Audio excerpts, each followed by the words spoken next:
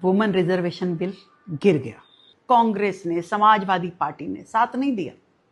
इन सब ने तय कर रखा था कि हम किसी भी हालत में महिलाओं को विधानसभा तक और लोकसभा तक पहुंचने नहीं देंगे। कुछ भी कहा, कभी कहा कास्ट के ऊपर दो, कभी कहा रिलीजन के ऊपर रिजर्वेशन होना चाहिए, कभी कहा कि 543 पे क्यों नहीं हो रहा, कभी कह रहा है कि 850 पे क्यों हो रहा है, कभी डिलिमिटेशन, कभी परिसीमन। पर सच्चाई ये है कि ये लोग चाहते ही नहीं है कि देश की आधी आबादी 70 करोड़ महिलाएं सदन तक पहुंचे। इनको केवल अपने घर की महिलाएं अच्छी लगती हैं। अखिलेश यादव को डिंपल यादव और राहुल गांधी को सोनिया गांधी और प्रियंका गांधी।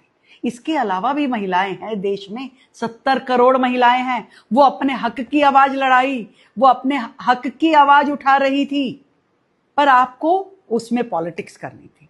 आपको नरेंद्र मोदी जी ने ये कहा कि दे देना चाहिए।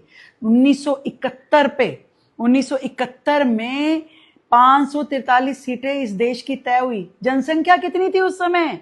50 करोड़, 55 करोड़। और आज कितनी जनसंख्या है? 140 करोड़। तो क्या सीटें नहीं बढ़नी चाहिए? आपको तकलीफ है सीटें क्यों बढ़ा रहे हो? क्योंकि एक एक मठाधीश 50-50 लाख की जनसंख्या वाली सीट का राजा बन के बैठा है। आप चाहते ही नहीं उस एक में से दो बन जाए, कोई महिला आगे आ जाए, कोई प्रतिनिधित्व कर दे, नहीं चाहते आप।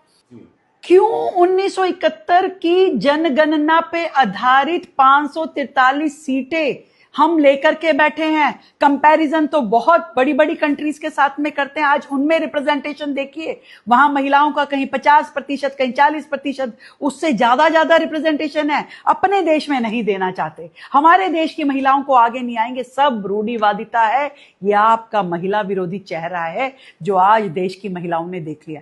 आप जाएंगे अपनी कॉन्स्टिट्यूएंसीज में, आप जाएंगे अपने क्षेत्र में, हर एक महिला आपसे पूछेगी कि आपने ऐसा क्यों किया, ये गलत किया है। और महिलाएं ये जवाब आपसे चाहेंगी, अपना हक तो लेके रहेंगे। जय हिंद।